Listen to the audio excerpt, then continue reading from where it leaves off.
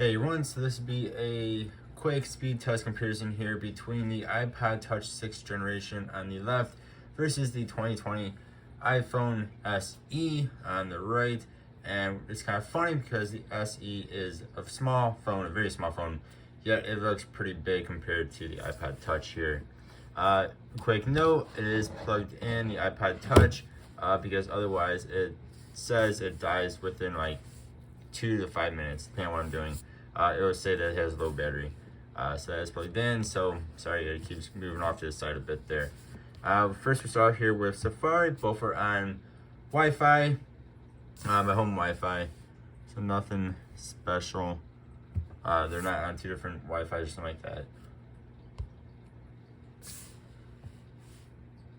Go ahead and hit learn more. Both have been to these websites we're going to start off with here. And of course the iPhone SE is a decent amount faster here, and it's also a decent amount smoother. There's a little bit of stuttering every now and then with the iPod, and I'm sorry if I call this thing an iPhone or if I call this iPod. Most likely I'll end up calling iPod Touch an iPhone at some point in this video. It's kind of a force of habit of sorts. Alright, let's go into Best Buy here. Oops. This is a 6th generation iPod Touch. I'm not sure if I said that or not. I believe there is one generation newer that you could buy. But I know when I was looking a while back at selling this iPod Touch, some people are asking like $100-$200 for these things still, which is crazy. I mean, you can get, I bought my iPhone SE 2020 here for $120, US pricing. So they're actually both decently quick. But the iPod Touch, for being how old it is actually really not actually that slow. You can see it still loads in pretty quick, even on Best Buy's website, which gives more budget-friendly devices a little bit of trouble usually. Again, the SE, of course, is going to be faster, has a newer processor and whatnot in it, but this really isn't actually that bad. I mean, this actually loads in rather well. This loads in, I would say, faster than a lot of more modern devices. Now it is a little bit choppy, as hopefully you guys can see in this video, but still, it's not bad. I'm gonna get rid of everything just so it's not slowing down the iPod Touch too much. Let's do some basic stuff here, like we'll go into calendar. Yeah, that. For this one, we'll keep this on. Let's go into notes.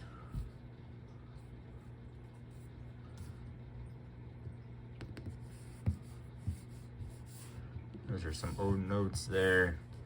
Let's go ahead and we'll hit camera. This is like an actual button, where this is more like a, well, this button goes down a lot more on the iPod Touch.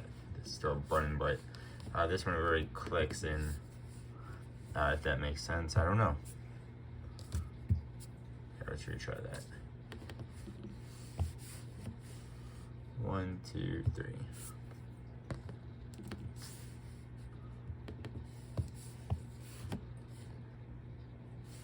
Go into the App Store here.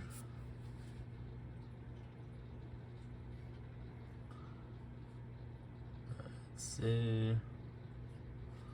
Okay, we've got the same thing, so let's go ahead and hit that.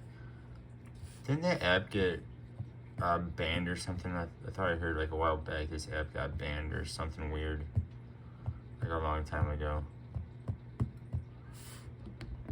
The Cooking Mama. Alright, let's go into like settings.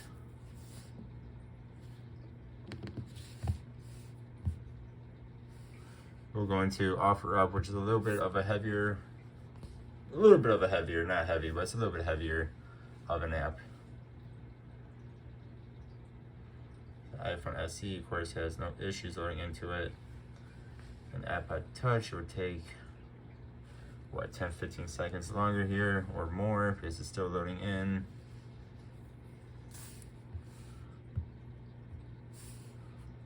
Go ahead, we're swiping Garmin on there. OfferUp's a weird app at times for loading in. This does not have swipe on it, so we will just type it on in. Maybe.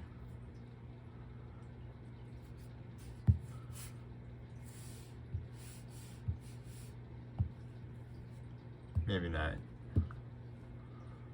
Okay, there we go. Alright, let's get out of that. We'll go into Roblox, which iPod Touch is not too good at playing anymore.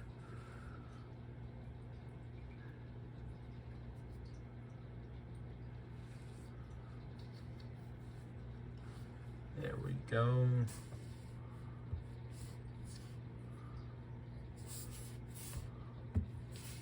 Just go ahead and click on that. Click on this only has one picture apparently. There we go. Let's go into YouTube. And really, if you wanted some just for music and you didn't want a phone or something, iPod Touch would still be good for that. It's good for looking up stuff too, I guess. It's very, very small though.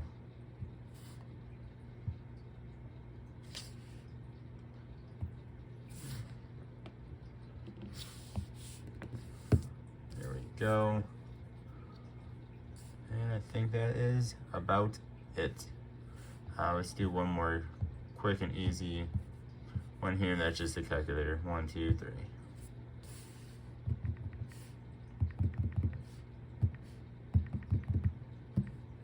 There we go. Alright. Then things like... Alright, so that is it with the speed test. I just want to show off Kindle here on the little guy.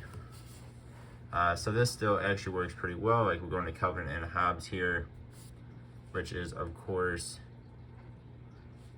a comic book. Get my cord. Sorry, hit the camera. Of course. You see, it actually looks pretty good.